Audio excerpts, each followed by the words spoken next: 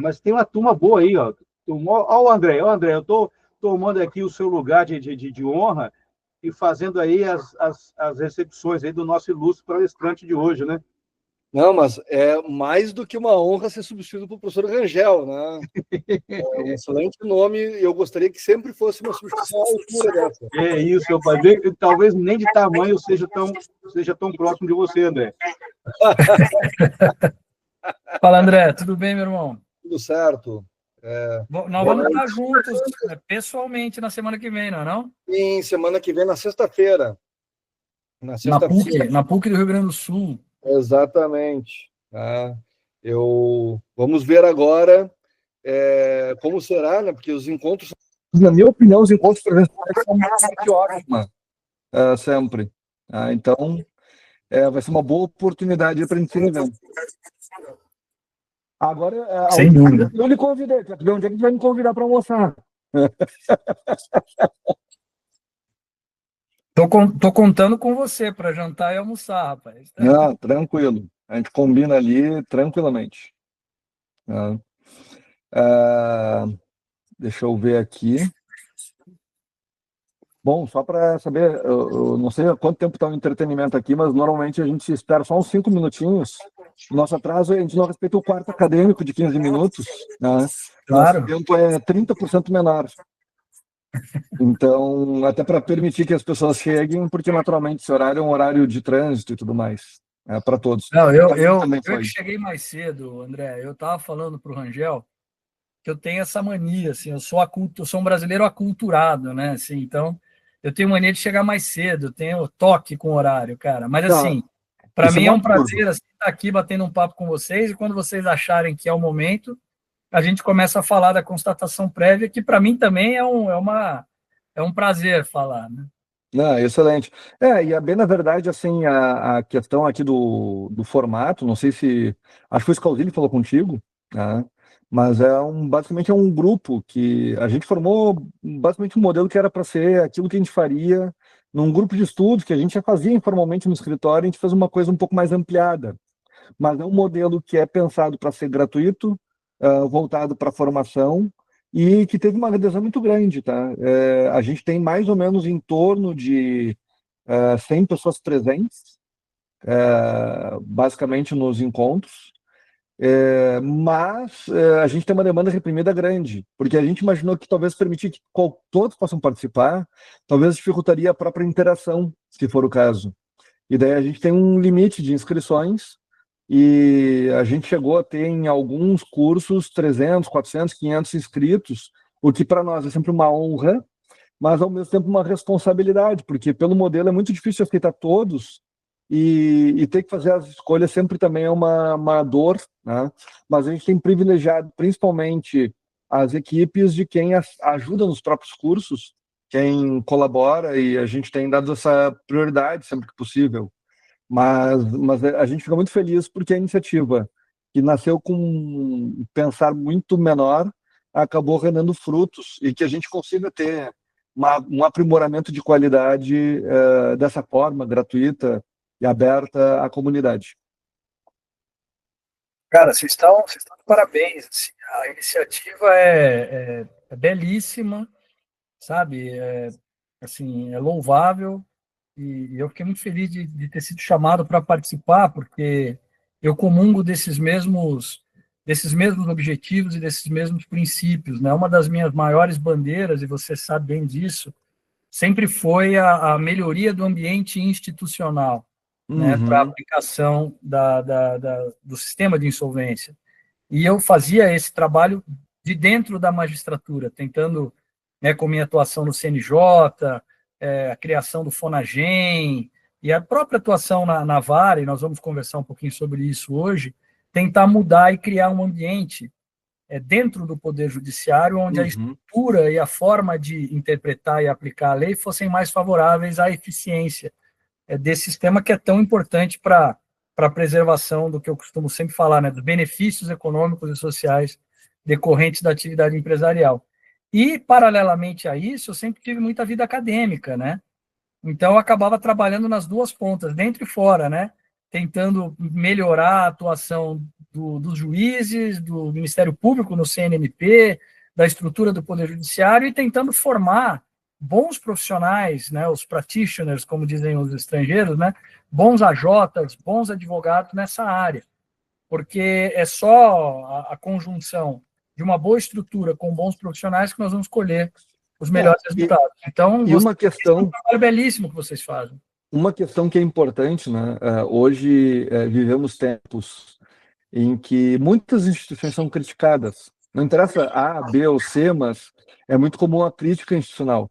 E acho que ter crítica às instituições para aprimoramento é sempre positivo. Mas quem vive a vida de algumas dessas instituições pode entender o quanto, por vezes, não é uma coisa tão simples o aprimoramento das instituições, porque são seres humanos com limitações e assim por diante, né? Então, mas o que eu poderia talvez dizer, acho que a partir da minha experiência, é que apesar das dificuldades, das eventuais críticas que possam ser feitas, me parece que as pessoas são muito bem intencionadas. E acho que isso é um aspecto muito positivo, que todos vão ter limitações de conhecimento ou de percepção em algum ponto, acho que é da essência.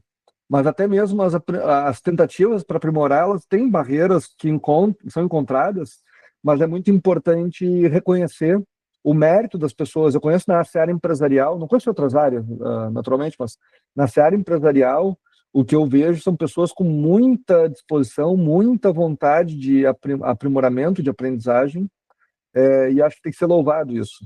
Tá? Inclusive, para falar em instituições, tem várias pessoas que participam aqui, que têm carreiras em instituições como as mencionadas, e que se vê um esforço para incrementar, até porque é uma área que sabemos, quem atua, mesmo quem atua há décadas na área, sempre se aprende alguma coisa, sempre tem alguma coisa que nunca se pensou.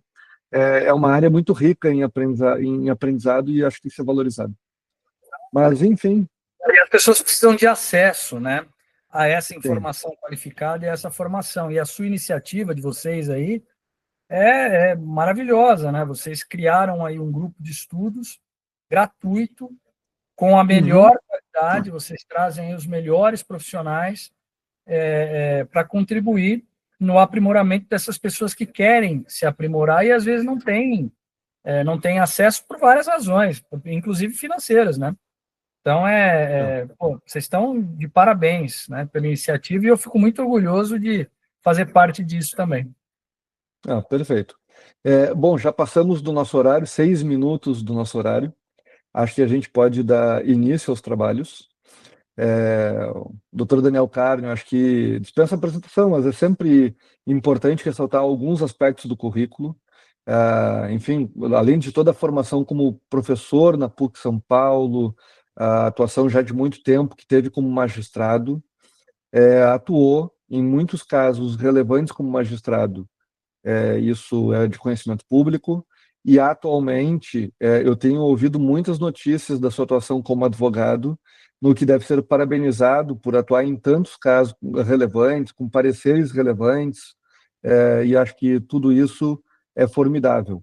Inclusive, ele assistiu recentemente uma sustentação oral no STJ, que estava presente numa bela sustentação oral, que teve um pedido de vista de uma causa relevante também. Então, notavelmente, não só tem uma experiência de muito tempo em muitas causas relevantes, numa certa época como magistrado, em outras épocas como advogado, tem uma experiência muito rica a compartilhar, num tema que eu sei o quanto é caro para o professor Daniel Carnio, que é a constatação prévia, que é um instituto que até se trabalhava a ideia de uma perícia prévia lá pelo decreto 7661, porque tinha uma regra específica, e foi uma regra aprimorada pós-lei de 2005, e que teve uma experiência muito profunda em São Paulo inicialmente, depois, por recomendação do CNJ, essa experiência foi ampliada, e eu diria, do que eu observo, pelo menos no Rio Grande do Sul e em alguns outros estados que eu atuo, constatação prévia de um fato que pode, de um evento, de um instituto que pode ser eventualmente adotado, passou a ser algo corriqueiro, comum. É comum adotar aqui no nosso estado, eu diria que provavelmente, bom, tranquilamente mais da metade dos casos, deve ter algo perto de 90% dos casos tem constatação prévia, e, portanto, é um instituto importante que acabou sendo atraído para a prática jurídica, que em 2020 teve uma reforma sobre o tema que um pouco aparou arestas quanto aos limites do que é constatação prévia, porque havia uma dúvida sobre qual era o âmbito, qual era o limite de atuação. E a partir disso, acho que ninguém é melhor para falar do que o pai do Instituto, alguém que ajudou a dar feição ao Instituto e que, de certa forma, sedimentou pelos mais longínquos rincões do país a prática que aqui é mencionada. Então, professor Daniel e também todos os demais, aqui tem muitos presentes dentro deste grupo agora, neste momento, eu queria saudar, agradecer pela oportunidade, pela disponibilidade, assim como também todo o público presente, que sem ele não faria sentido nada neste momento. E como observado, o grupo já está em 90 pessoas mais ou menos, e crescendo, aquele grupo formidável que eu já havia referido anteriormente. Então, professor Daniel, com a palavra. Muito obrigado, professor André Esteves, pela apresentação, pelo convite. De novo, e agora oficialmente, parabenizo vocês, Scalzilli, enfim, essa turma de ponta do Rio Grande do Sul, né, que são formadores de opinião não só no Rio Grande do Sul, mas no Brasil inteiro, são referências na matéria, por essa iniciativa super importante, uma iniciativa que vai aí no mesmo sentido daquilo que eu entendo que deve ser feito, que é reunir esforços para melhorar a qualidade, né, de todos os profissionais que atuam nessa área para que a gente consiga colher os melhores frutos, né? Essa bandeira, como eu dizia no início, é uma bandeira que eu carrego desde o início da minha atuação como juiz titular da primeira vara de falências e recuperações judiciais de São Paulo.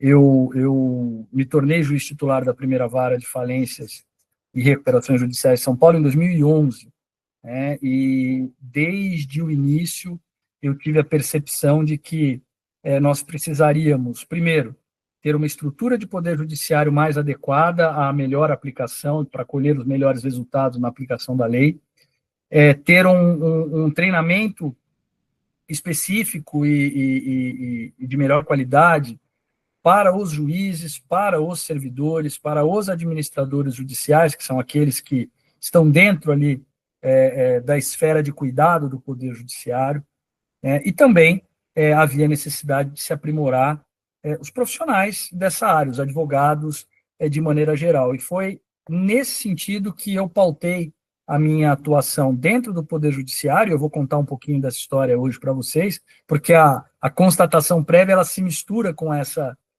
história. Eu vou falar como as coisas evoluíram e vocês vão perceber que a criação do FONAGEM, do grupo de trabalho no CNJ, que se transformou no FONAREF, as recomendações do CNJ, elas se confundem com essa bandeira do aprimoramento e da divulgação de boas práticas, e que na minha outra área de atuação, que é a área como professor, né, a área acadêmica, eu também fui um dos pioneiros, vamos dizer assim, na criação de especializações e pós-graduações para AJs e advogados, para que eles pudessem se aprimorar, né? Teve um curso que foi montado pela FADISP, na época eu dava aula na FADISP, em São Paulo, e nós tivemos uma pós-graduação lá que formou 6 ou 7 turmas, quase que todos os grandes AJs hoje do Brasil passaram por aquela pós-graduação, a própria criação do IBAJUDE, né, do Instituto Brasileiro de Insolvência, hoje, né, eu estive ali na origem da criação daquele instituto como um veículo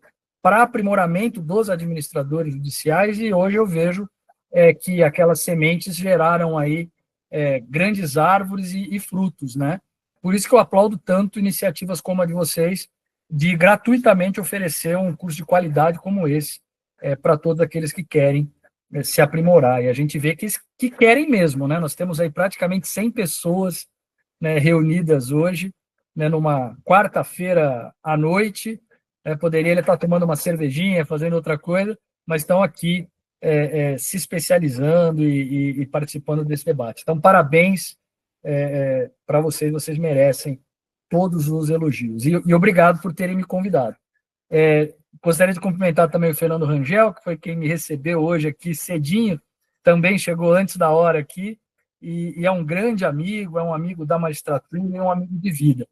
Né? O Fernando é um juiz, é um desses juízes que a gente gosta de ter, sabe? Juiz comprometido, estudioso, que entende a importância desse aprimoramento contínuo. E ele é uma figura sempre presente nesses eventos, nesses cursos, de maneira muito participativa, chamando o debate, gosta do debate, gosta de estudar, e é um grande amigo. Eu gosto de estar sempre junto com você, Fernando. Obrigado por estar aqui presente. No seu nome, eu cumprimento todos os demais presentes na aula de hoje. Tá? Na conversa de hoje, eu pretendo que seja um bate-papo. E o Scalzilli, quando me ligou, André, ele falou, olha, eu quero te convidar para falar sobre constatação prévia. Eu falei, poxa, não teria um tema melhor, né, para que eu pudesse conversar do que a constatação prévia, porque é uma oportunidade que eu tenho de contar um pouco da minha história. Né? A constatação prévia foi, né, representou o desenvolvimento de uma teoria aplicada na prática, que acabou se disseminando e se tornou, como o André mesmo comentou, talvez um dos temas mais relevantes do direito da insolvência na última década, sem dúvida nenhuma, um dos mais debatidos e discutidos, até que se tornasse lei, né, com a reforma de 2020, lá no artigo 51A. Então, vamos falar um pouquinho sobre como isso começou. Né? Como eu disse a vocês, em 2011, eu me tornei juiz titular da primeira vara de falências e recuperações judiciais de São Paulo, uma das varas mais importantes, mais relevantes de insolvência do Brasil, porque se situa em São Paulo, que é o coração econômico da América Latina. Então, era a vara que reunia a maior parte dos grandes casos, dos casos mais complexos. E, além dos grandes casos e dos casos mais complexos, ela tinha também um volume muito grande de casos. Então, eu trabalhava ali, naquela época, com aproximadamente 600 recuperações judiciais em andamento, né, e mais de 1.000 falências em andamento. Então, desde a padaria, desde a vendinha da esquina, até o grupo OAS, o grupo Odebrecht, e por aí vai. Então, era um verdadeiro laboratório, onde eu conseguia enxergar de maneira panorâmica tudo aquilo que acontecia, de bom e de ruim, né, nesses processos de insolvência. E logo que cheguei lá, percebi o tamanho do desafio. E eu poderia falar de várias coisas, mas eu vou focar nas coisas que são relevantes para o desenvolvimento da constatação prévia. Então, eu percebi, por exemplo, que era uma praxe, era comum, não só lá na primeira vara, mas era assim que acontecia no Brasil inteiro, que os juízes, ao se deparar com um pedido de recuperação judicial, fizessem uma avaliação meramente formal da presença dos requisitos legais. Como todos vocês sabem, a lei 11.101, ela traz lá, nos artigos 48, 51, 52, uma série de requisitos e documentos que devem ser preenchidos para que o juiz, então, defira o processamento da recuperação judicial. Só que, quando a gente observa aqueles documentos, principalmente, a gente constata que a maioria daqueles documentos são documentos técnicos, contábeis, econômicos, de administração de empresas, não são documentos de conteúdo jurídico. São documentos que o juiz, muitas vezes, não tem sequer conhecimento técnico suficiente para avaliá-los. Então, quando a lei diz que tem que ser um balanço especialmente tirado para o pedido de recuperação e que esses documentos obedeçam toda a legislação própria da confecção desses respectivos documentos contábeis, o juiz não tem conhecimento disso, o juiz não sabe, nem tem obrigação de saber ler um balanço, por exemplo. ele não tem condições de saber se aquele balanço ou se aqueles documentos todos que a lei exige preenchem os requisitos próprios da contabilidade, porque o juiz não tem formação em contabilidade, não tem formação em economia, não tem formação em administração de empresas, ele é um jurista. O juiz ele tem formação em direito. Então, por conta disso, eu observei que era uma praxe que fosse feita apenas um checklist formal, meramente formal daquela documentação. Então, tem lista de credores? Tem balanço? Tem projeção futura? Tem. Enfim, o juiz ele meio que fazia um cara crachá, né? Então, se a petição inicial trouxesse lá um amontoado de números com um título balanço, o juiz ia olhar aquilo ali e falar, tem balanço, né? Uma projeção que não fizesse o menor sentido, mas tem a projeção. Então, assim, o juiz ele não dava a atenção necessária ao significado daqueles documentos, porque ele não conseguia ler o conteúdo e nem compreender o conteúdo daqueles documentos, e ele não conseguia sequer afirmar com segurança que aqueles documentos estavam completos ou de acordo com a lei. A verdade era essa. E mais do que isso, além dos documentos contábeis, econômicos, de administração, com conteúdo diverso do direito, que o juiz não tinha condição de saber se estavam todos lá, se estavam completos, se faziam sentido ou o que eles significavam, a petição inicial também faz ali a narração de toda uma história de crise, né? A empresa é assim, a empresa atua dessa forma e ela está enfrentando uma crise por essas razões. O juiz não tinha condição de saber se aqueles documentos corroboravam aquela história que estava sendo contada. E também não tinha condições de saber se aquela história correspondia minimamente com a verdade.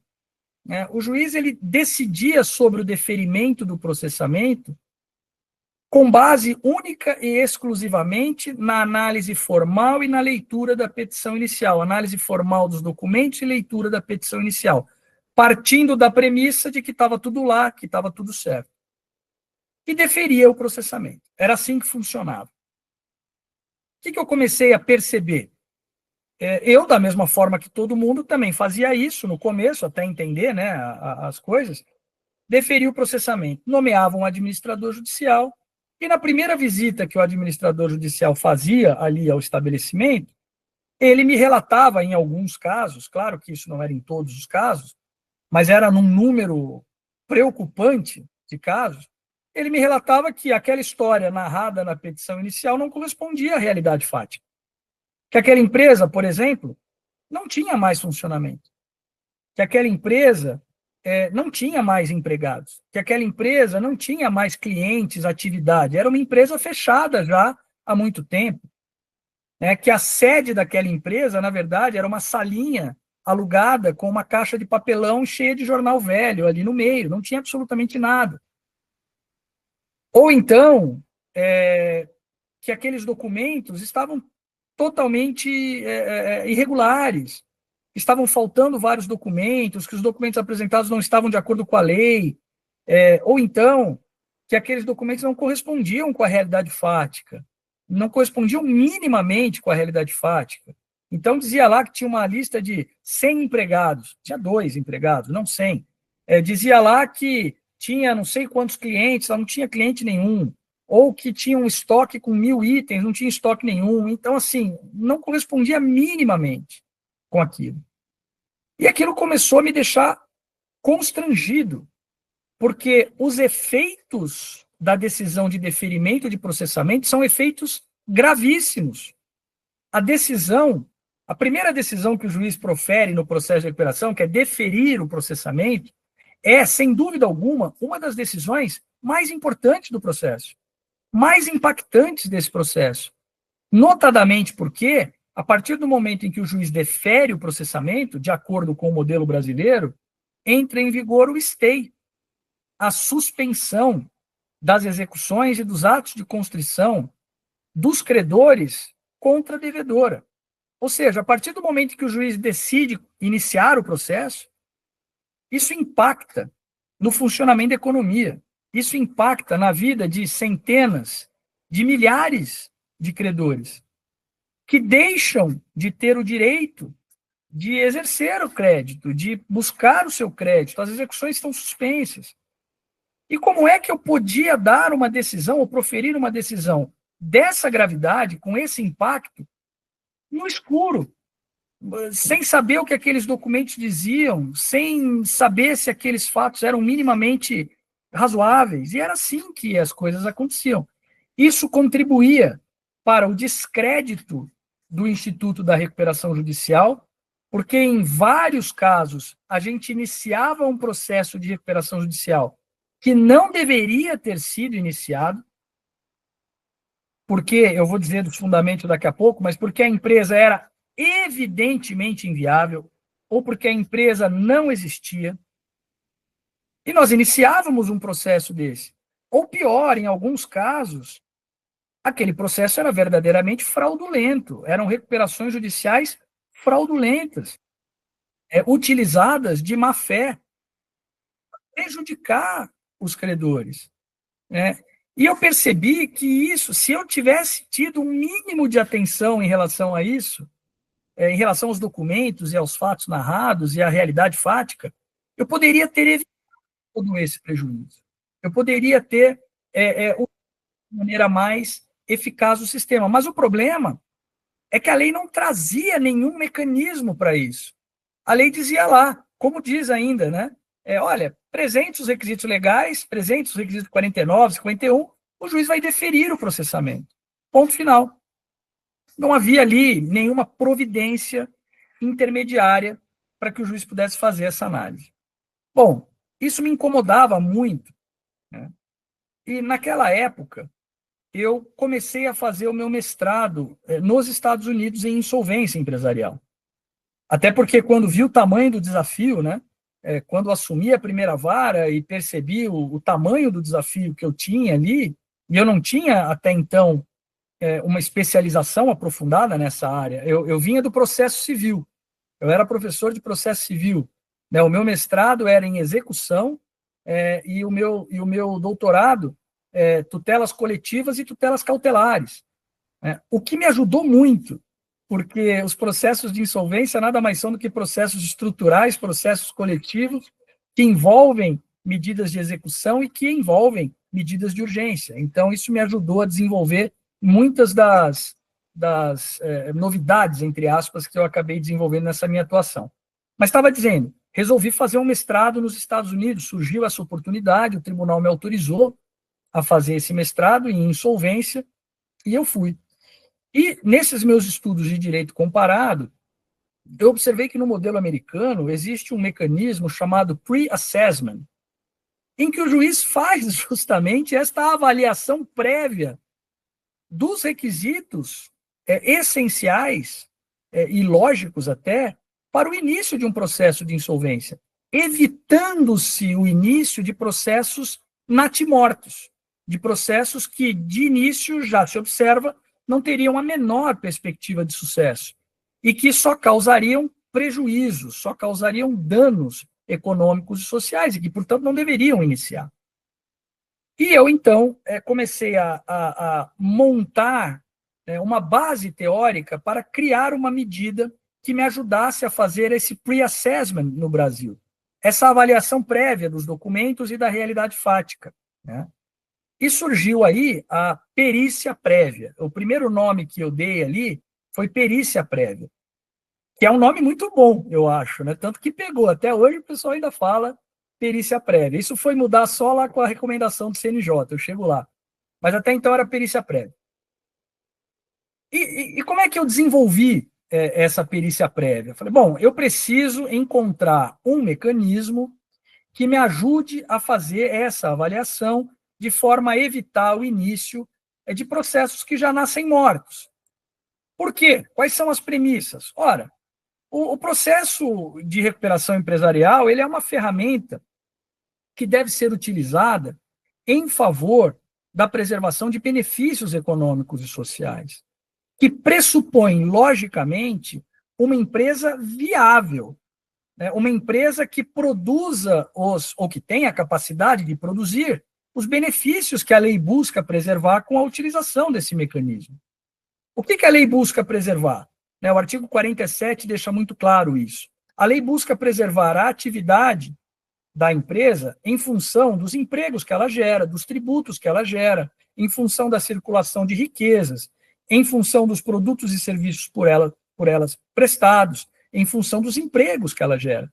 Né? Então, nós queremos preservar os empregos, a renda, nós queremos preservar a arrecadação tributária, nós queremos preservar o bem-estar social em razão de todos os benefícios que giram em torno daquela atividade, os empregos indiretos, a riqueza que surge daquela atividade.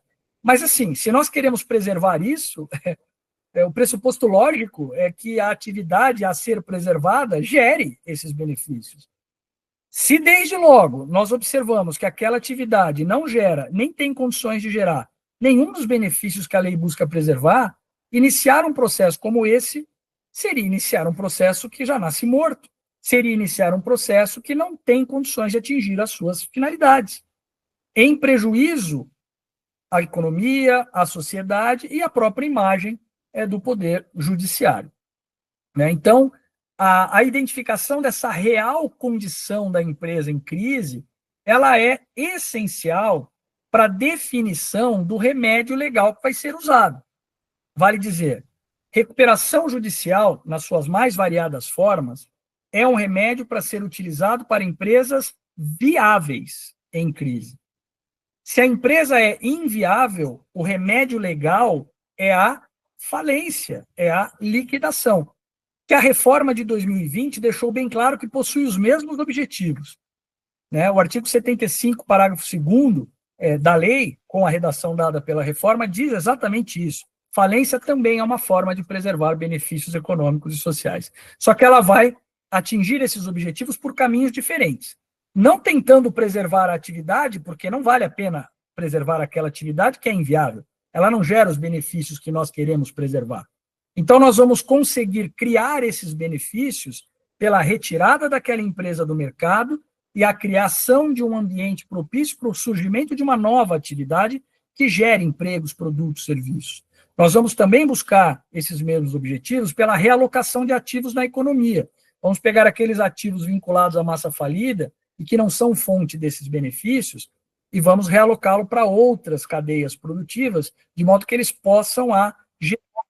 voltem a gerar aqueles benefícios. Vamos pagar os credores também e vamos reabilitar o falido, colocando esse falido em condições de empreender novamente, de modo a gerar esses benefícios. Então, os objetivos são os mesmos, o caminho é diferente. Nós precisamos saber esse ambiente, né?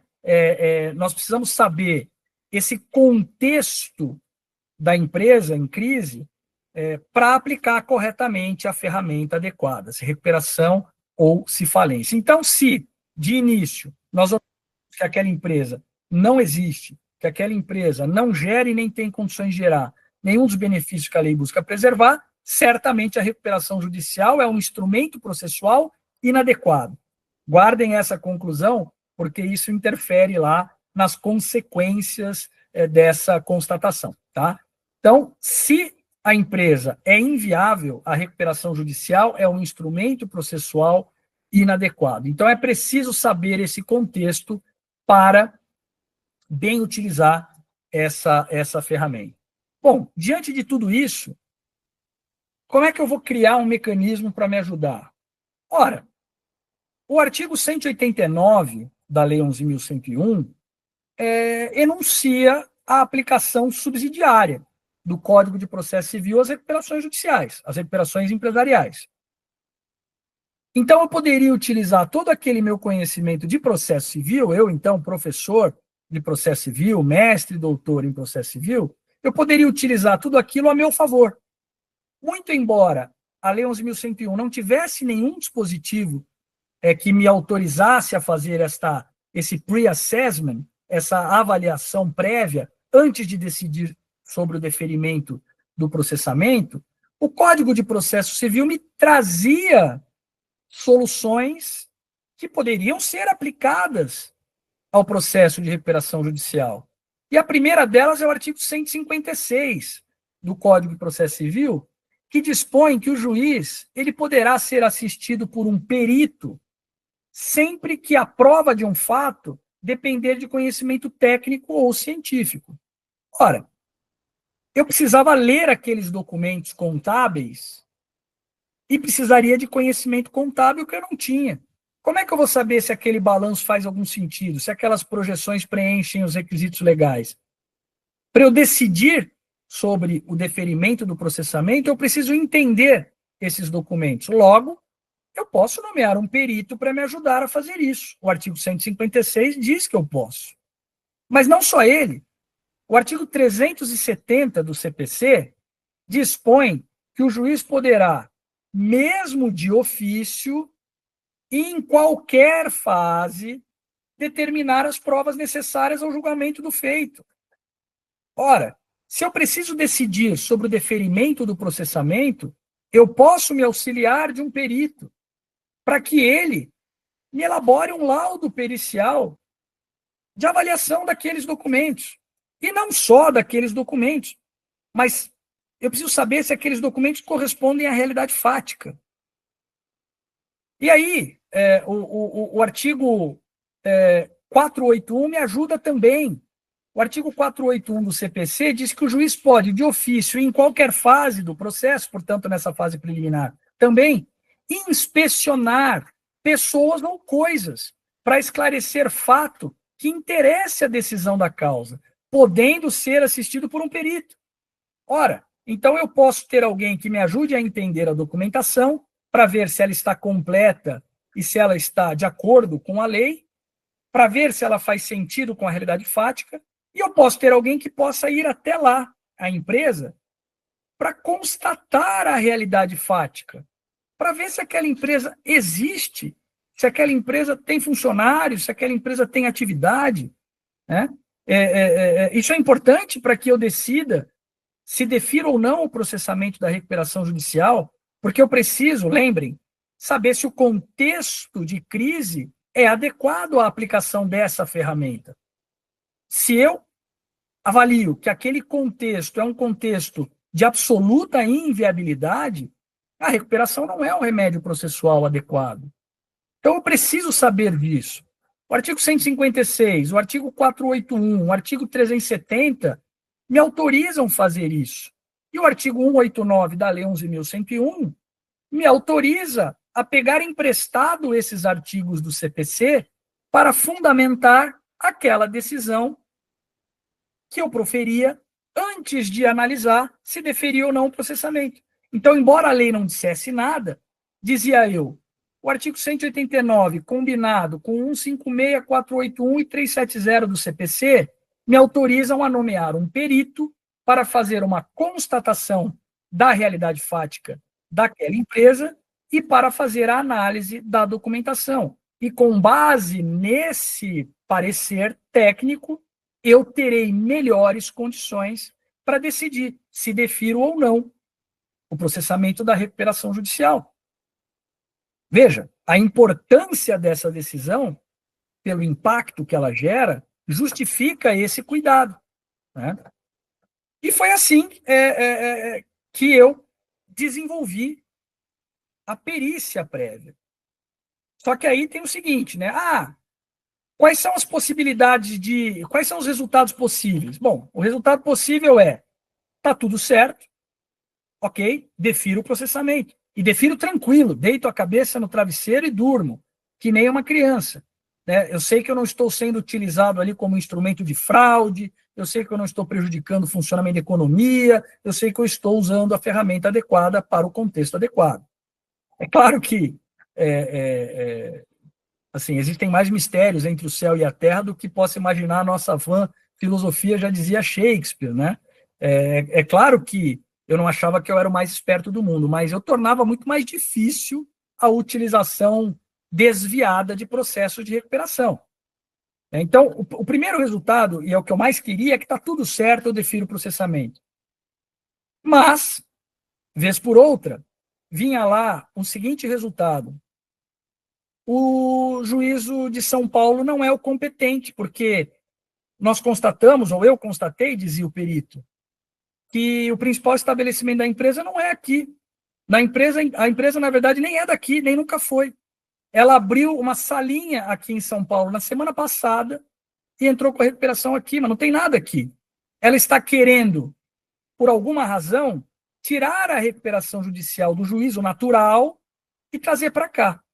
É o que os americanos e os europeus chamam de forum shopping, que é a escolha de um juízo que seja mais favorável aos interesses ali envolvidos naquele processo. Esse fórum shopping pode ser para o bem ou pode ser para o mal. Teve casos em que a devedora queria trazer a recuperação judicial para São Paulo porque queria um juízo especializado. E o juízo natural era uma cidadezinha do interior, pequenininha, e a devedora achava que ali o processo não ia andar bem. Mas tinha o contrário, né? Tinha o do mal, né? Que queria levar para outro juízo por razões não republicanas, né? Porque justamente queria confusão, queria que os credores ficassem longe do processo, queriam que um juízo não especializado analisasse, enfim. Então, se eu constatava que o juízo não era o juízo adequado, eu encaminhava o processo para o juízo adequado. Uma terceira possibilidade, que também não era tão comum, mas acontecia, era a fraude, né? Eu constatava que aquela empresa simplesmente não existia e que a utilização daquela recuperação judicial era flagrantemente com o intuito fraudulento, né? Teve casos em que eu constatei que a empresa...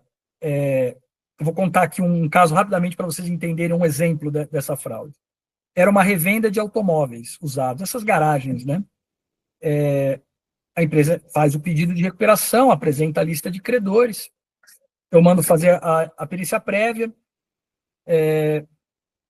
eu mandava fazer a perícia prévia numa decisão inaudita altera partes, eu não dava ciência à requerente de que determinava a perícia prévia, porque a ciência prévia da requerente poderia colocar em risco os resultados da medida. Então, eu utilizava a técnica do processo civil, de novo, do contraditório diferido, né? Típico das tutelas cautelares, né? Ora, se eu vou determinar a busca e apreensão de um menor, e eu aviso a pessoa que está com o menor e colocando o menor em risco, que vão fazer a busca e apreensão, eu coloco em risco o resultado da medida. Ele some com a criança de novo e eu não consigo apreender a criança em defesa dos seus próprios interesses. Aqui é a mesma coisa. Se eu aviso a devedora que vou fazer uma visita lá, uma constatação no local, eu posso dar a ela a oportunidade de maquiar aquela realidade fática e enganar o juízo. Então, eu determinava, sem a ciência da parte contrária, eu não publicava aquela decisão, só publicava depois que a perícia era realizada. E foi o que aconteceu. O perito foi lá, olhou o estabelecimento fechado, tirou fotos do estabelecimento fechado, sujo, todo empoeirado, tirou fotos pelas frestas daquelas portas de ferro, sabe, de correr, tudo sujo lá dentro, nenhum carro, ninguém, nenhuma atividade. Perguntou para os vizinhos, e os vizinhos disseram, não, essa empresa deu um golpe na praça. Ela tinha aqui veículos em consignação, das pessoas que deixavam os veículos para ela vender, do dia para a noite ela sumiu com todos os veículos, baixou as portas e ninguém mais sabe dessa empresa. Fez pesquisas no Reclame Aqui, milhares de reclamações, inquérito policial, ações no juizado especial, várias, contra essa empresa. Investigação criminal, inclusive. Muito bem, ele constatou isso tudo, tirou fotos. No dia seguinte a essa constatação, eu publiquei a decisão, porque aí não havia mais risco, né, de alteração da situação fática. E aí a devedora, vendo aquilo, entrou em contato com o perito. Disse, olha, eu vi que você foi nomeado para fazer essa perícia prévia. O senhor não gostaria de vir aqui na nossa empresa na semana que vem? Porque nós estamos terminando uma obra para melhor atendê-lo e tal. E o perito falou, ok, eu vou na semana que vem. Ele já havia ido lá e constatado aquilo tudo. Na semana seguinte, ele foi lá e havia um cenário montado. Naquele mesmo local, havia um cenário montado, alguns carros ali, uma pessoa de jaleco andando para lá e para cá, né? Uma mesinha, um computador no canto. E aí o detalhe, que se não fosse trágico, seria engraçado, né? na mesinha com o computador, a mesinha estava ali num local onde não havia tomada. Então, assim, o computador estava com o fio pendurado ali, não havia onde ligar o computador, mostrando que aquilo era, de fato, um cenário, né? Um cenário mal feito, né? Sabe quem eram aqueles credores que ela colocou na relação de credores da recuperação judicial? Eram as vítimas, eram os donos dos veículos que tiveram seus veículos subtraídos. Agora, imagine o desprestígio para a justiça, né?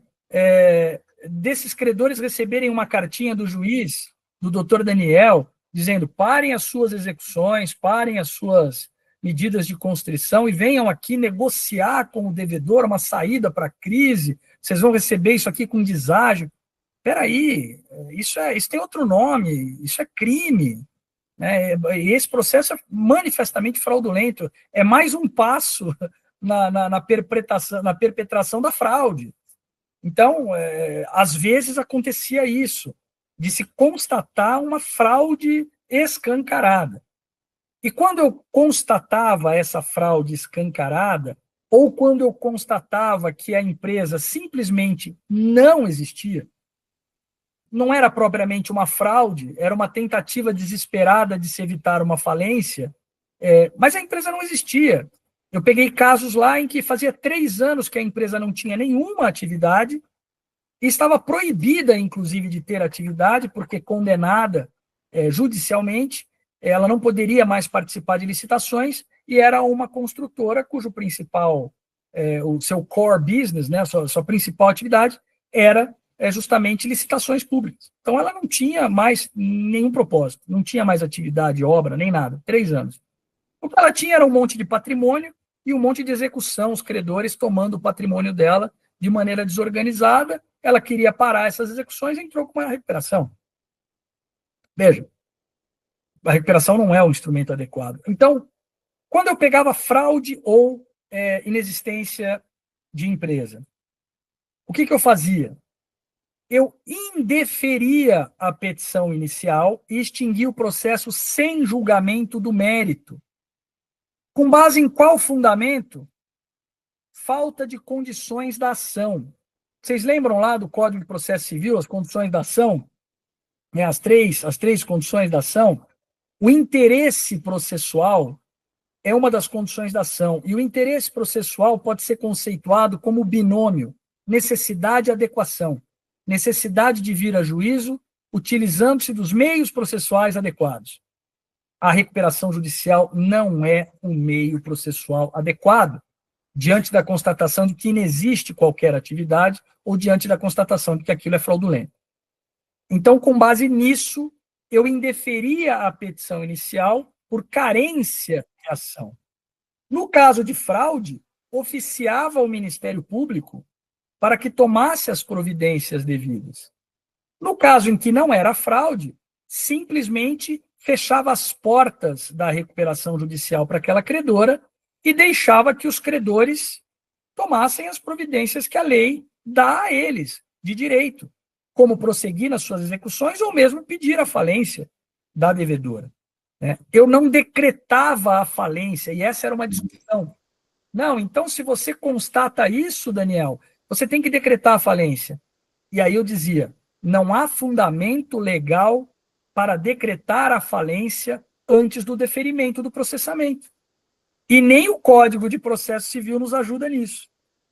O que o Código de Processo Civil nos dá como solução para essa situação é a extinção do processo sem julgamento de mérito. É o indeferimento da petição inicial por carência de ação.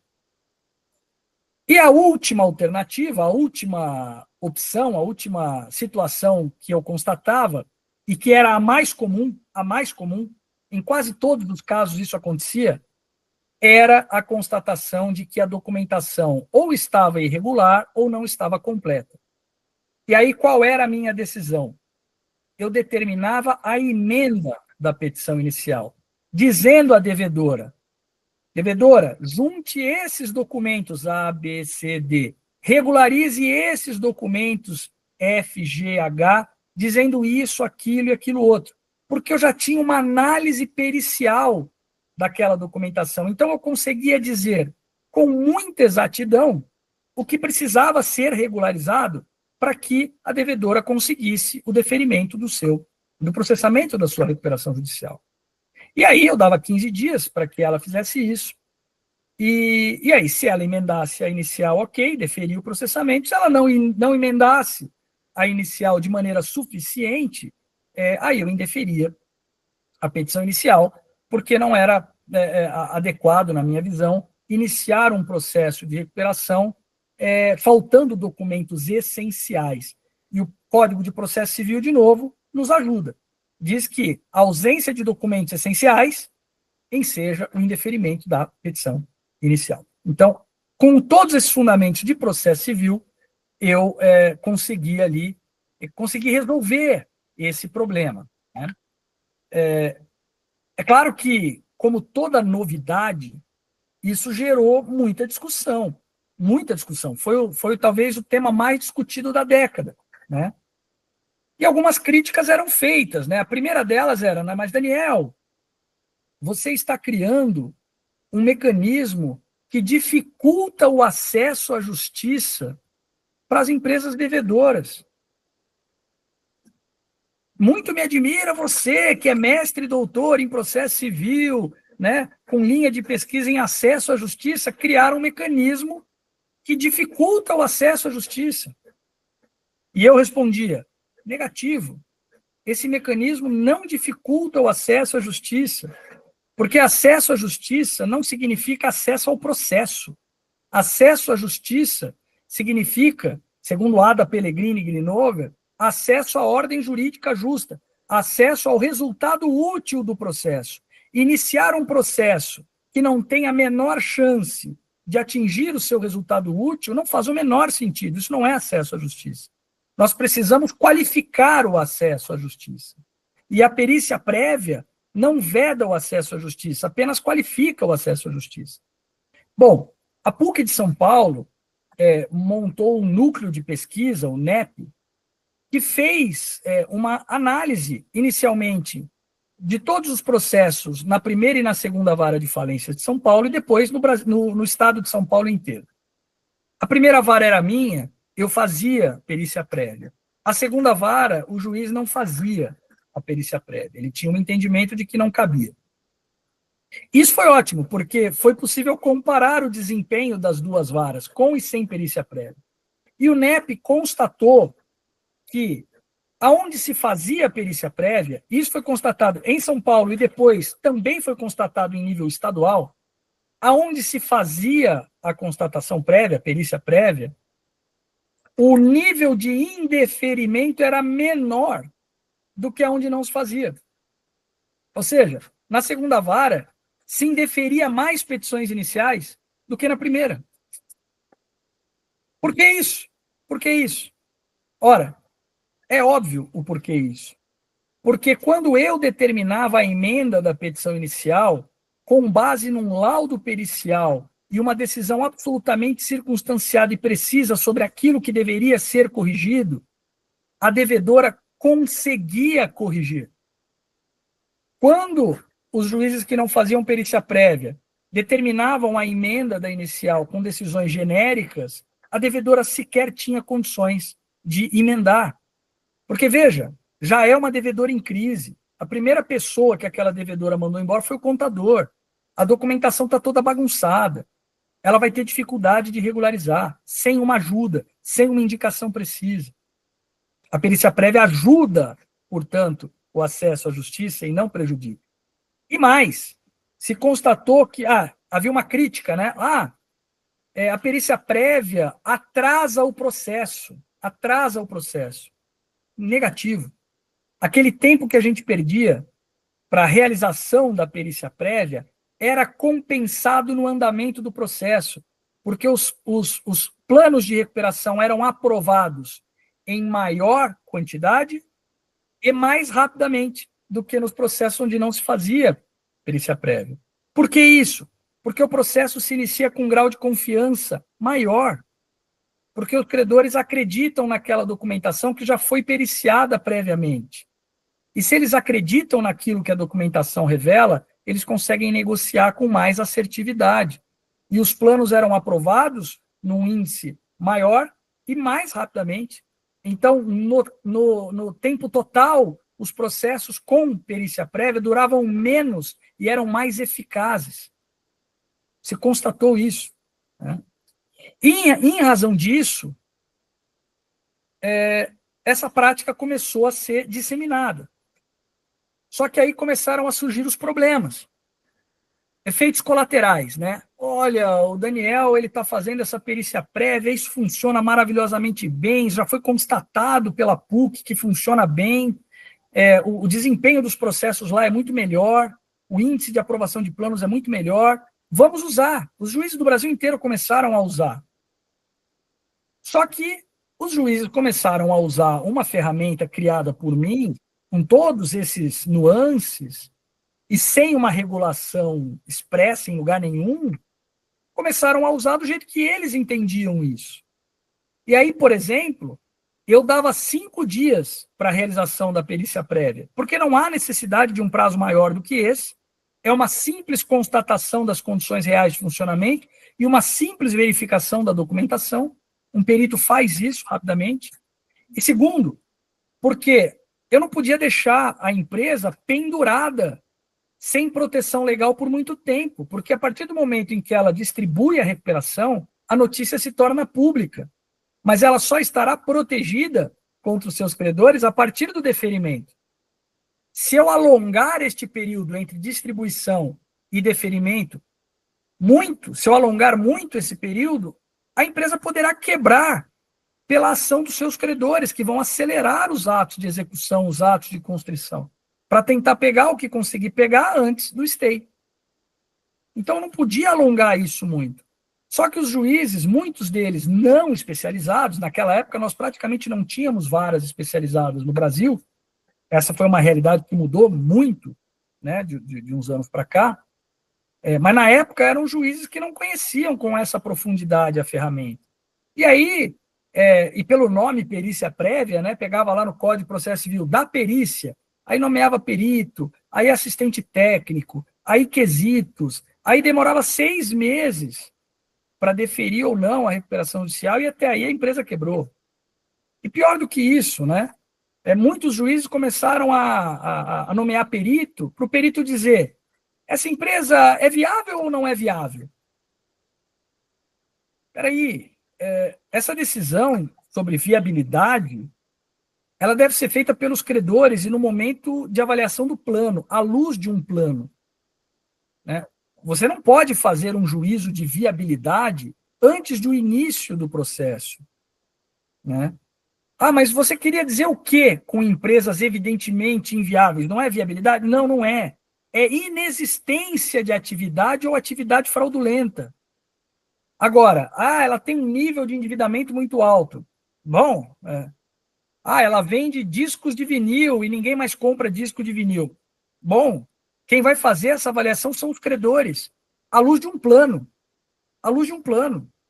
E se o plano estabelecer um deságio de 99% e os credores, apesar disso, aprovarem?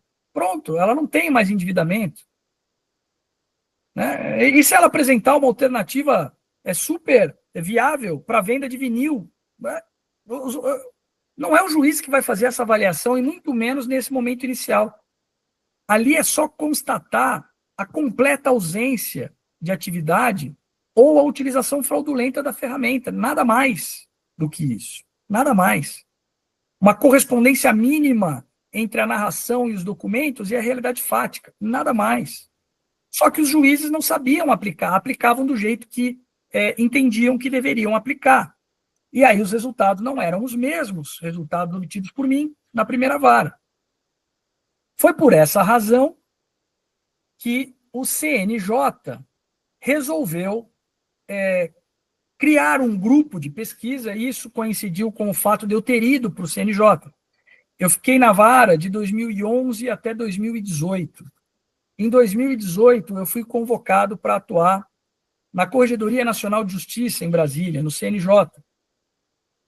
E lá, em contato com os ministros do STJ, os conselheiros do CNJ, nós tivemos a ideia de criar um grupo de trabalhos no CNJ destinado à identificação e divulgação de boas práticas em processos de insolvência. Criou-se, então, por iniciativa do ministro Dias Toffoli, que na época era o presidente do Supremo e presidente do CNJ, e com a participação do ministro Moura Ribeiro, do STJ, e do ministro Luiz Felipe Salomão, do STJ, criamos ali um grupo de trabalho, com a participação de ministros do TST, de juízes, de desembargadores, de advogados, de administradores judiciais.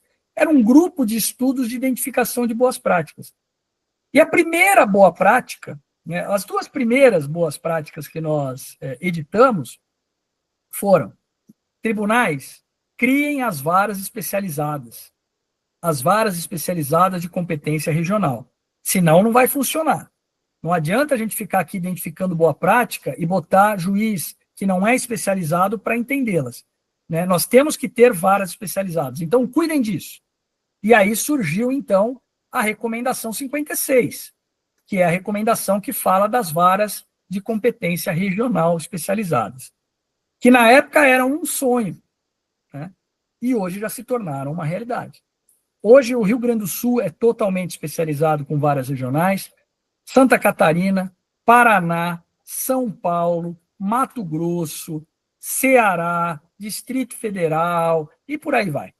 Então, hoje, é uma realidade, né, nós termos varas especializadas. O Tribunal de Justiça de São Paulo, que talvez seja o tribunal mais resistente a mudanças, o tribunal mais tradicional, aplicou, né? Então, hoje nós temos aqui no estado de São Paulo as varas especializadas da capital e as varas especializadas das regionais, as RAGES. Então, hoje, nenhum processo de recuperação judicial que seja ajuizado vai cair na mão de um juiz que não é especializado. São Paulo está 100% especializado. E o segundo ato que nós criamos, na verdade, nós criamos junto, né? Foram simultâneos, né? É a recomendação 57, de 22 de outubro de 2019. A recomendação 57 é a recomendação que recomenda aos magistrados a adoção da constatação prévia. Notem que essa recomendação, ela surgiu em 2019, antes da reforma da lei. Então, o que o CNJ fez foi o seguinte: vamos dar parâmetros para que todos os juízes apliquem a perícia prévia da mesma forma que o Daniel aplica. Agora vai estar lá num ato normativo não vinculativo, é claro, é uma recomendação do CNJ, recomendação 57, né, de 2019, mas eles agora têm uma base, têm uma referência para aplicar, né? E essa recomendação diz exatamente como deve ser o passo a passo dessa constatação prévia, o que deve ser constatado e tudo mais. Isso representou um avanço para esse instituto, um impulso à sua divulgação no Brasil inteiro e um impulso à utilização adequada para garantir que os juízes chegassem às mesmas conclusões que eu chegava e aos mesmos resultados que eu chegava.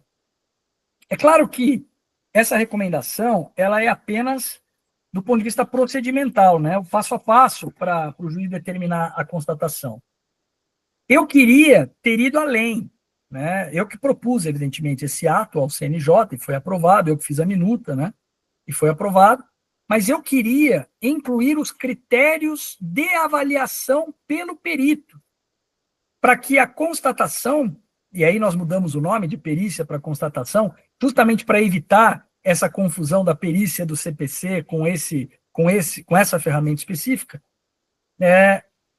eu queria padronizar isso, para que os peritos olhassem sempre a mesma coisa e para que os peritos avaliassem sempre do mesmo jeito as mesmas coisas, porque nós ainda tínhamos muita variação do que o perito olhava. E aí eu criei o que eu chamei de método de suficiência recuperacional.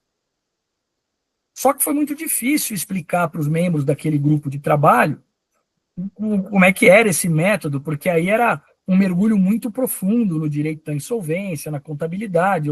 Eu criei esse método em parceria com a Elisa Fazan, que é uma administradora judicial, contadora, professora da FECAP.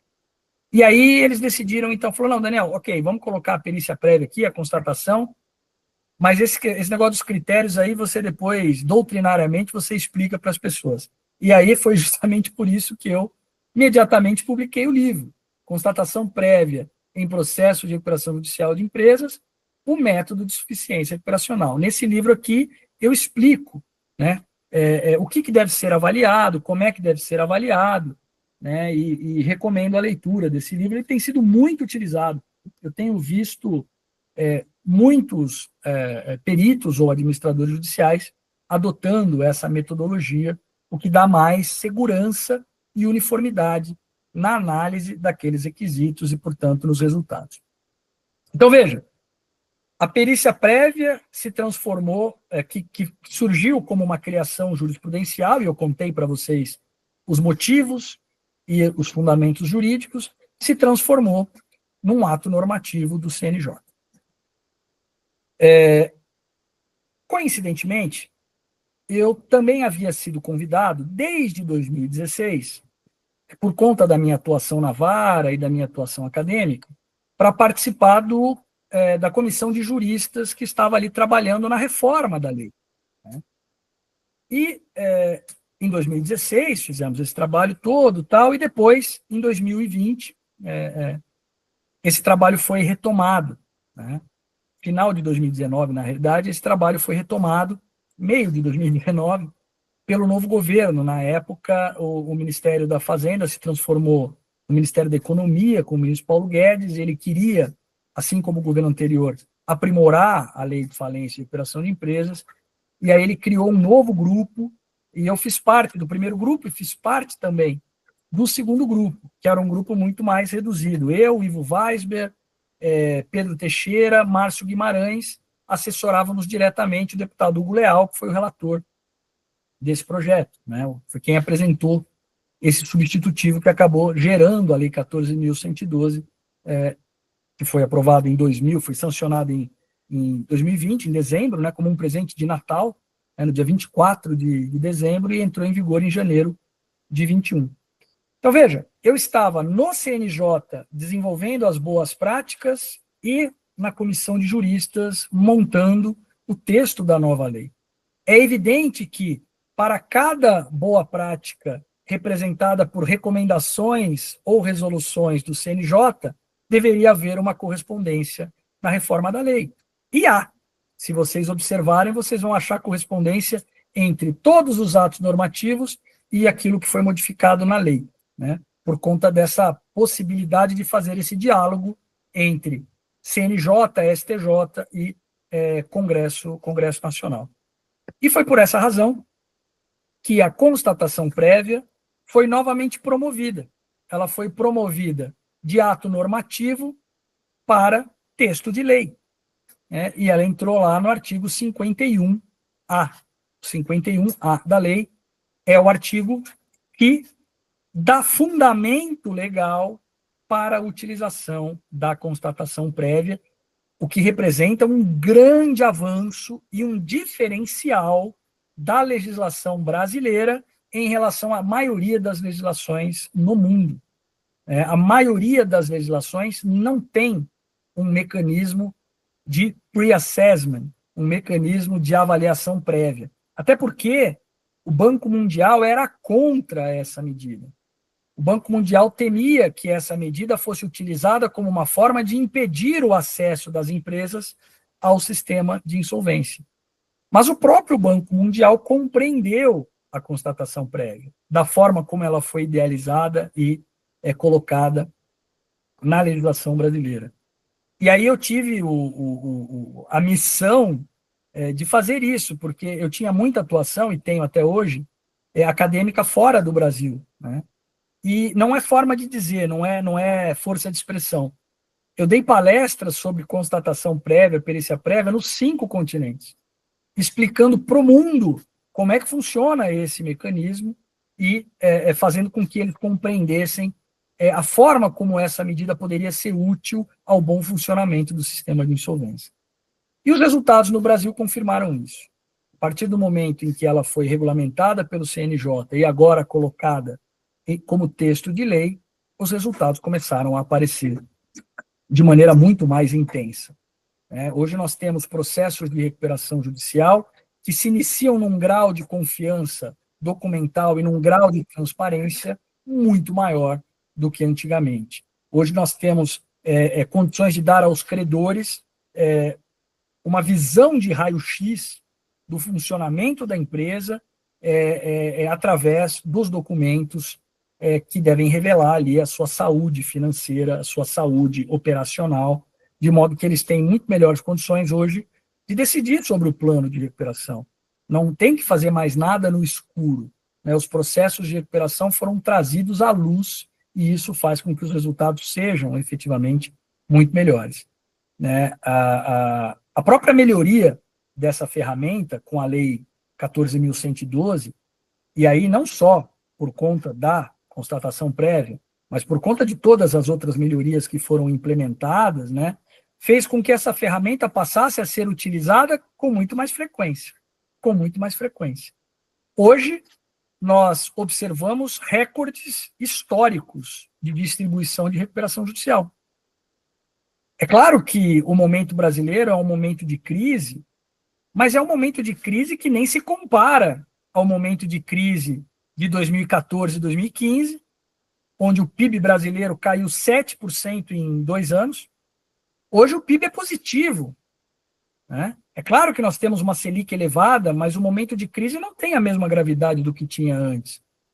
E o número de recuperações é muito maior hoje do que naquela época, que atingiu, até então, os picos máximos de distribuição. Hoje nós batemos esses recordes. Muito em função da melhora da ferramenta. Então, o mercado entende melhor a ferramenta. Os devedores têm mais confiança na utilização da ferramenta. Hoje nós temos varas especializadas para aplicar essa ferramenta. Isso colabora para a utilização muito maior dessa ferramenta. E tem espaço para crescer ainda mais. Porque se nós observarmos o percentual de empresas no Brasil e o percentual de empresas que utilizaram ou utilizam a recuperação judicial, nós vamos ver que é um percentual ínfimo, que é um número ínfimo de empresas que utilizam essa ferramenta, apesar desse crescimento. Então, isso pode ser utilizado ainda mais. Desde que essa seja uma ferramenta legítima, desde que essa seja uma ferramenta efetivamente voltada para a superação da crise, para a preservação da empresa em função dos seus benefícios econômicos e sociais. O processo de recuperação, apesar de ser um processo de administração de perdas, ele deve ser um processo de ganha-ganha. A recuperação da empresa deve surgir como a melhor alternativa, tanto para a devedora quanto para credores, dentro daquele cenário de crise. E a constatação prévia, ela colabora para isso. Ela colabora para isso. Bom, alguns últimos pontos polêmicos sobre constatação prévia, para a gente encerrar, que eu vejo que a gente já está na parte final, vamos até 8h30, e eu quero deixar um tempinho para eventuais perguntas. Daniel, quem é que você vai nomear para fazer essa perícia prévia?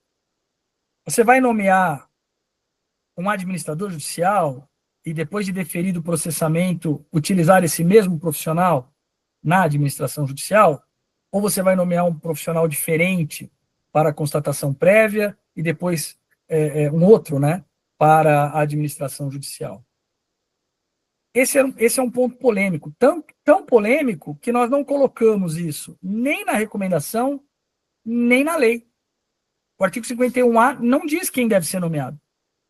E se pode ser o mesmo profissional, para a constatação e depois para a administração judicial. E é proposital. Nós não colocamos lá de maneira proposital, porque eu acho que os juízes vão acabar chegando às mesmas conclusões que eu cheguei sozinhos. Veja, se eu nomeio para fazer a constatação prévia um profissional que não será o mesmo profissional nomeado para a administração judicial, eu tenho que resolver um problema sério, que é o problema da remuneração. Como é que eu vou remunerar esse profissional para fazer a constatação prévia? Eu vou intimar a devedora para depositar nos autos os honorários previamente? Se eu fizer isso, eu dou ciência prévia à devedora de que a medida será tomada e posso colocar em risco o resultado prático da medida. Se eu não faço isso, nomeio o profissional, ele de graça vai lá e faz aquele trabalho. E é um caso de indeferimento da petição inicial, eu indefiro a petição inicial e condeno a devedora a pagar a ele o valor dos honorários que eu arbitro. Esse profissional vai ficar feliz? Não vai ficar feliz, porque ele trabalhou de graça e ele vai ter dificuldade de receber aquilo, porque já é uma devedora em crise, fraudulenta, enfim, não vai conseguir receber. Eu vou começar a ter dificuldade de achar profissional para fazer isso. Como é que eu resolvi isso? Eu vou nomear para constatação prévia um profissional que conste da minha lista de administradores judiciais. Por quê? Porque se eu indeferir a petição inicial, eu vou arbitrar os honorários, condenar a devedora a pagar, ele não vai gostar, mas ele sabe que ele é um profissional da minha lista de administradores judiciais, e ele vai ter oportunidades de ser administrador judicial. Então, a constatação prévia fica meio como um custo da operação dele. Ele sabe que, vez ou outra, vai dar errado, ele vai fazer essa constatação prévia, não vai dar certo, mas ele vai ter oportunidades de atuar como administrador judicial e recuperar, vamos dizer assim, esse prejuízo que ele teve naquela que não deu certo. Por outro se der certo, né, se eu nomeá-lo como para fazer a constatação, ele manda, ele faz a análise, a devedora emenda a petição inicial, eu defiro o processamento e nomeio ele como AJ, o custo da perícia prévia, da constatação prévia, vai ser absorvido pela remuneração da administração judicial. E com uma grande vantagem, ele inicia o processo de recuperação com um conhecimento muito maior sobre a devedora, porque ele já fez a constatação prévia. Então, ele tem muito mais conhecimento sobre o funcionamento daquela devedora. O que é bom, o que é muito bom. Pô, mas qual é a polêmica, Daniel? A polêmica é que algumas pessoas começaram a achar que haveria, supostamente, um conflito de interesses. Qual seria o conflito? Ora, o administrador nomeado para fazer a constatação prévia teria interesse em que fosse deferido o processamento da recuperação judicial, para ele ganhar dinheiro. E isso seria ruim. Bom, perguntem para mim, Daniel, você nomeava o mesmo profissional, nomeava? Nomeava. Quantas vezes você constatou que o administrador maquiou o resultado da constatação prévia para ser nomeado administrador naquele caso? 0 vezes. Isso nunca aconteceu. Isso nunca aconteceu por uma razão muito simples. Na verdade, por 2 razões muito simples. A primeira razão é que, se ele consta da minha lista de administradores judiciais, ele é um profissional da minha confiança. E se ele é um profissional da minha confiança, ele não vai fazer isso, ele não vai me enganar, ele é um profissional da minha confiança. E segundo, se ele resolver me enganar, essa mentira tem perna curtíssima, porque no segundo momento no processo de recuperação, eu vou perceber que ele me enganou e ele vai sair da minha lista de profissionais de confiança e nunca mais será nomeado para nada, nem para constatação prévia, nem para administração judicial. Então, por essa razão, nunca houve problema na prática. Na prática, isso funciona, eu digo, muito bem. Mas, eu digo mais, né? Ora, se eu confio naquele profissional para ser administrador judicial, onde as hipóteses de conflito são muito maiores, porque o administrador judicial, ele é remunerado pela devedora, que por ele é fiscalizada. Quer conflito maior do que esse? Eu sou remunerado por aquela empresa que eu fiscalizo. E eu confio nele para fazer esse trabalho, por que eu não vou confiar para fazer uma simples constatação prévia? Então nunca houve problema, mas o fato é que isso se tornou polêmico. E aí nós resolvemos não colocar isso, nem na lei, nem na recomendação. Deixa que o juiz decide isso. Cada juiz vê a forma de fazer e vai chegar à mesma conclusão que eu cheguei. Hoje é comum, na prática, que os juízes encontraram uma solução intermediária.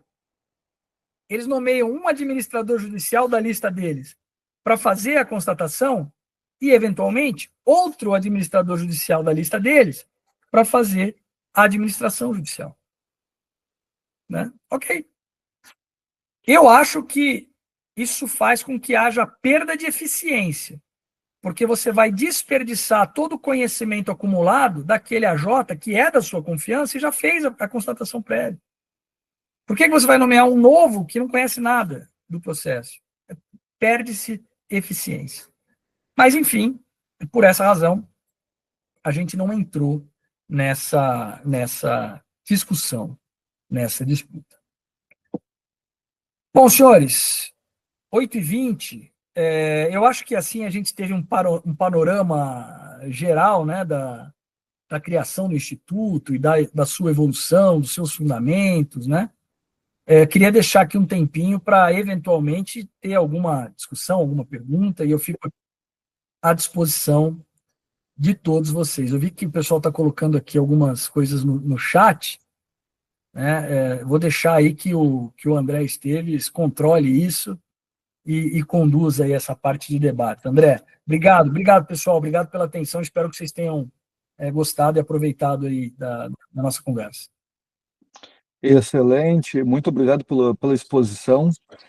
Pelo que eu vejo aqui, o Thiago Rosenfeld está fazendo uma referência que amanhã tem um evento do Ibajude em Porto Alegre, no TJRS, então acho que é um ponto importante a ser lembrado e saudado.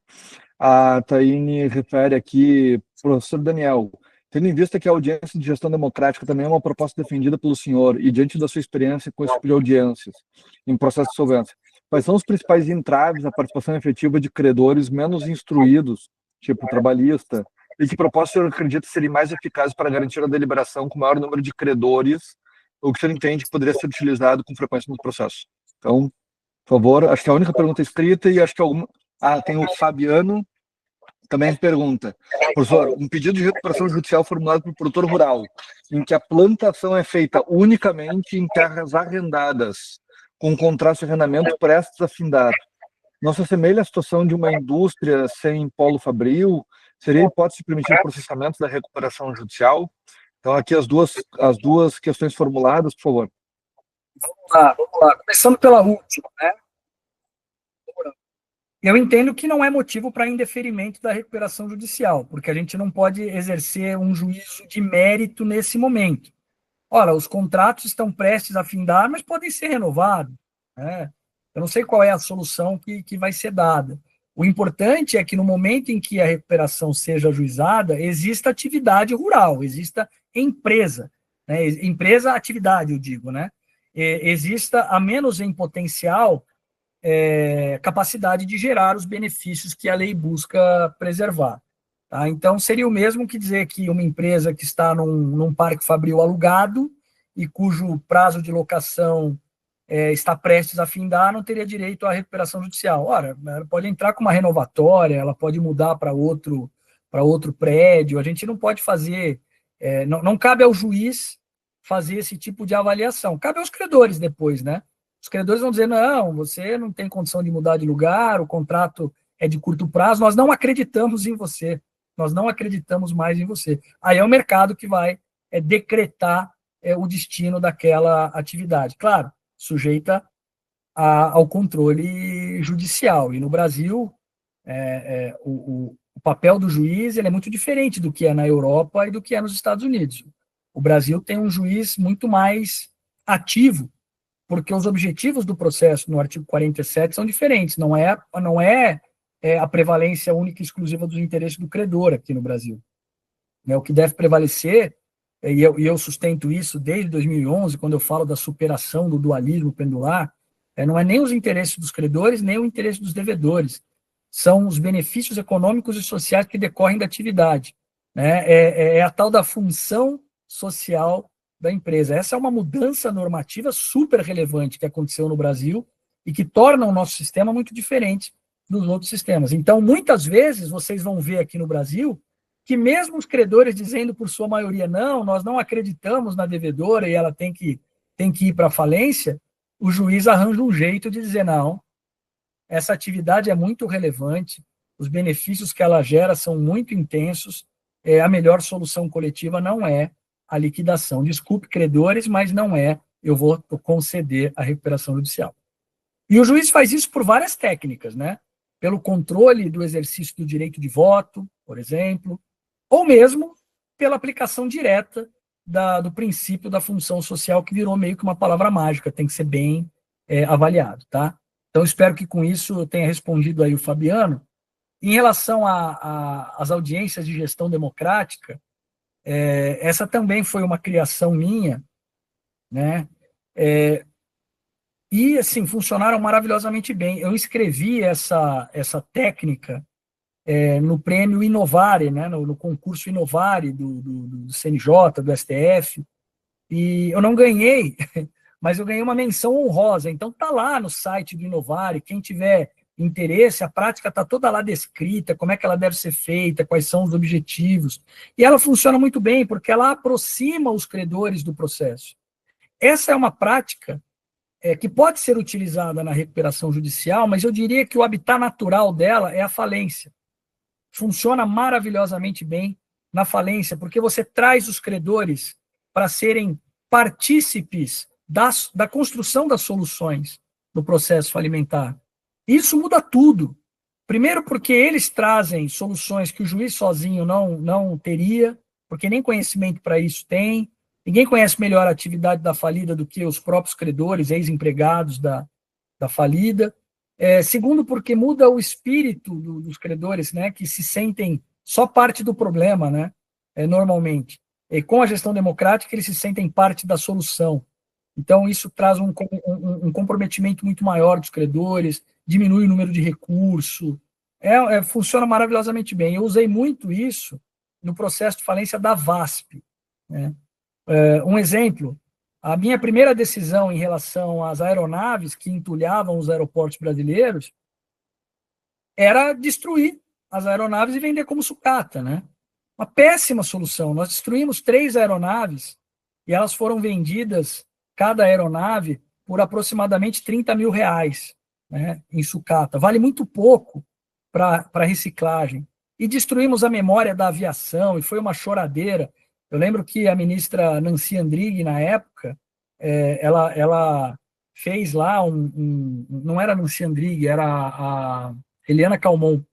Ela fez uma cerimônia no aeroporto de Congonhas para a destruição das aeronaves, e foi um fiasco, assim, foi uma choradeira, né? Os ex-empregados vendo aquelas tesouras hidráulicas cortando as aeronaves, e deu errado. Com a participação e opinião dos credores, nós vendemos todas as demais, as 24 outras aeronaves, para colecionadores, inteiras. E foram vendidas, em média, por 400, 500 mil reais cada. Veja, 30 mil contra 500 mil. E preservamos a memória da companhia e da aviação brasileira, a história.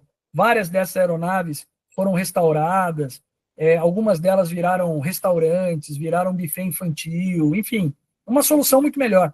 Todas aquelas peças de um galpão de peças imenso, imagina um supermercado, um hipermercado Carrefour, de peças, desde borrachinha de vedação até painel de avião, turbina, banco, caixa preta, vendemos tudo para colecionadores, por preços assim altos. O pessoal é enlouquecido por uma caixa preta, você não tem ideia. E eu não sabia que as pessoas eram tão doidas por caixa preta. Fiquei sabendo naquela ocasião que nem preta a caixa né? A caixa é laranja. Mas o pessoal adora. Um banco de avião, imagina, disputavam a tapa a compra de um banco de avião. Tem coisa mais desconfortável que banco de avião? mas a pessoa quer ter um banco daquele na sala dela. Então, foi ótimo, né? E com isso conseguimos pagar todo o passivo trabalhista da VASP. E essa participação dos credores, e o resultado disso, fez com que eu recebesse, isso eu não contei para muita gente ainda, mas isso talvez seja o ponto mais alto do meu currículo, porque é inédito. Eu recebi um prêmio, um elogio, que está anotado no meu prontuário lá do TJ de São Paulo, da CUT. Vocês já viram a CUT elogiar alguém? Né? Elogiar um juiz, menos ainda, né? Eu ganhei lá um elogio da CUT por conta desse trabalho. Então, assim, funciona muito bem a gestão democrática. E, respondendo especificamente ao que foi dito, isso pode sim ser feito em processos de recuperação judicial também, de modo a garantir uma participação mais intensa dos credores na discussão do plano, né? Os credores, eles são muito ausentes em vários processos de recuperação judicial, porque não são chamados a participar, né?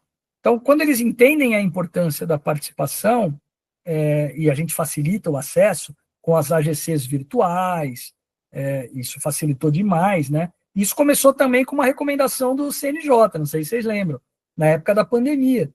Nós recomendamos lá no STJ que as AGCs fossem feitas virtualmente, porque não era possível fazer presencialmente naquela época por conta da Covid, né? E isso se mostrou tão bom que nunca mais voltou a ser só presencial. Hoje elas são híbridas ou puramente virtuais. E isso aumentou muito a participação dos credores, que agora participam de onde estiverem sem custo, né, de um processo de recuperação. Isso dá muito mais legitimidade ao resultado do processo, porque não é mais meia dúzia de credores que vão decidir o rumo do processo. E acoplado a isso, a alteração que nós fizemos em 2020, de dar a possibilidade dos credores eventualmente apresentarem plano, né? Então, os credores deixaram de ser reféns da devedora. Porque muitas vezes, e a lei, na sua redação original, partia da premissa de que a espada de Damocles estava sob a cabeça da devedora, né? Ó, devedora, ou aprova o plano, ou você apresenta um plano bom para ser aprovado, ou você vai quebrar. Só que a prática mostrou que os credores temem muito mais a falência do que a própria devedora. E que, portanto, essa espada de Damocles não estava na cabeça da devedora, estava na cabeça dos credores. Olha, credores, ou vocês aprovam esse plano mesmo horrível, ou ela vai quebrar e vai ser pior ainda para vocês, né?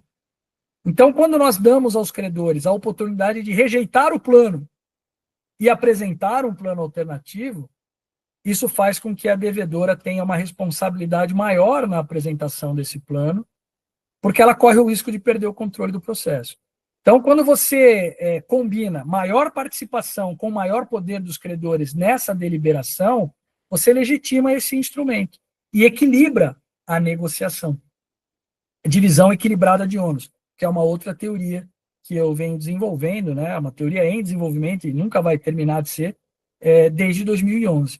Então, aqueles que tiverem interesse, é só dar um Google, já escrevi muito sobre isso. Superação do dualismo pendular, divisão equilibrada de ônus. Eu chamo de novas teorias em insolvência, que nem são novas mais, mas lá em 2011, 2012, eram novas. A minha tese de mestrado nos Estados Unidos é sobre isso. Eu escrevi um livro, publiquei um livro sobre isso. Só que eu publiquei em inglês. Eu escrevi a tese em inglês e publiquei o livro em inglês. E nunca consegui traduzir e publicar aqui no Brasil, porque nunca imaginei que fosse tão difícil traduzir aquilo que eu tinha feito lá em inglês para o português. Então, eu estou trabalhando nesse livro, tá? Eu só não consigo terminar, porque toda vez que eu vou lá traduzir o livro, eu escrevo mais umas 50 páginas além do que traduzir, né? E aí não tenho tempo para terminar. Mas uma hora vai terminar. Aí eu vou falar sobre essas novas... Faz parte. É só fazer um tratado para referir a versão em português daquele livro. A Alessandra fez... Assim, ninguém pediu a palavra. Tem 2 comentários adicionais e a gente já estourou o tempo aqui em 3 minutos, de forma tal que, respeitando, eu só vou fazer uma referência aos comentários e pedir um breve comentário da última pergunta feita. Alessandra Bonilha é uma grande mediadora. Obrigado pela presença. Ela fez referência da boa época da gestão democrática e referindo que a mediação tem auxiliado na forma antecedente ou incidental nesse sentido. E a Adriane fez uma pergunta sobre uma questão de competência. Ela supõe o caso de alguma atividade que formalmente está no nome do endereço residencial do empresário. Imagina uma empresa de transporte, em que, apesar de estar referido a um certo estado, talvez a atividade seja na prática exercida em outros locais, num caso de transportes, em que não teria problema de um caminhão transportar em outros estados, naturalmente. Mas um pouco a gente vai chegar no problema do estabelecimento virtual, tá?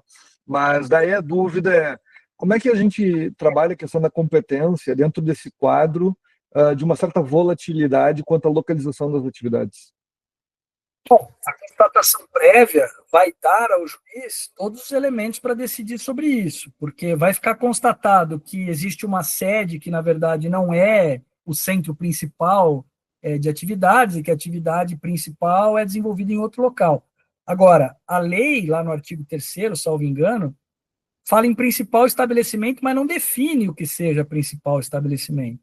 Então, aí cabe à doutrina e à jurisprudência desenhar os limites, né, desse conceito. E hoje prevalece o entendimento de que o principal estabelecimento não é necessariamente o formal, não é aquele em que ela se encontra registrada, é o centro principal de atividades mesmo. Então, é o centro decisório, é onde se reúne a diretoria, o conselho de administração, ou é o economicamente mais importante, onde tem o maior volume de negócios, ou esses critérios combinados, né? Eu apresentei um parecer bem bacana sobre isso no caso da Coteminas. Não sei se você viu, André. Fazendo justamente... Eu ouvi, mas não vi esse caso.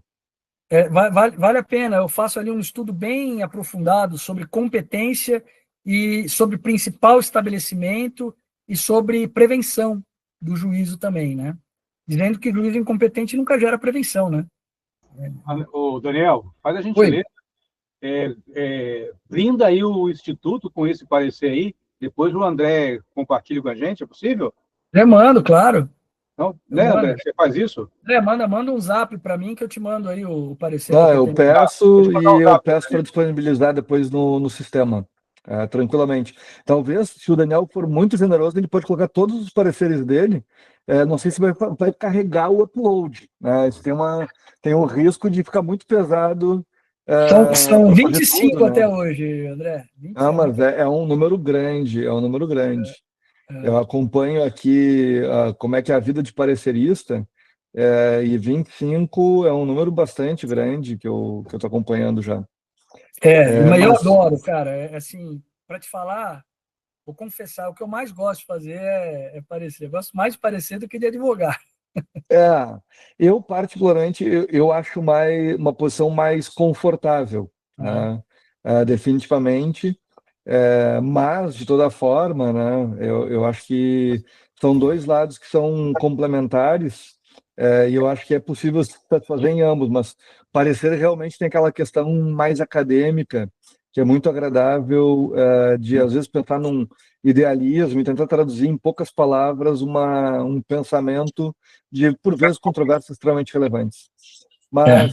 Eu não vou mandar todos, mas eu mando alguns que eu acho mais legais, assim, de temas bacanas. Excelente. Eu vou depois cobrar do Cárnio. Se ele não me mandar semana que vem, eu vou encontrar ele pessoalmente. Daí a gente entra numa luta corporal, caso ele não encaminhe. E eu me responsabilizo de encaminhar para os colegas aqui. Acho que é até muito bom para ver o trabalho dele como parcerista. Eu já tive contato com pareceres dele, e é formidável poder ter esses aprendizados. Então a gente vai encaminhar, ainda mais que autorizado pelo professor Daniel. Com prazer. Bom, eu acredito que a essa altura já passamos do horário. Eu fico muito grato, Daniel, e todos os demais pela participação neste momento. Não somente o expositor, porque dedicou o tempo, mas todos os demais, porque sem eles não seria sequer interessante ter esse momento, porque é em razão do público que esse momento existe. Então, eu fico muito honrado pela oportunidade aqui do Instituto, e agradeço imensamente. Até o próximo encontro. Muito obrigado.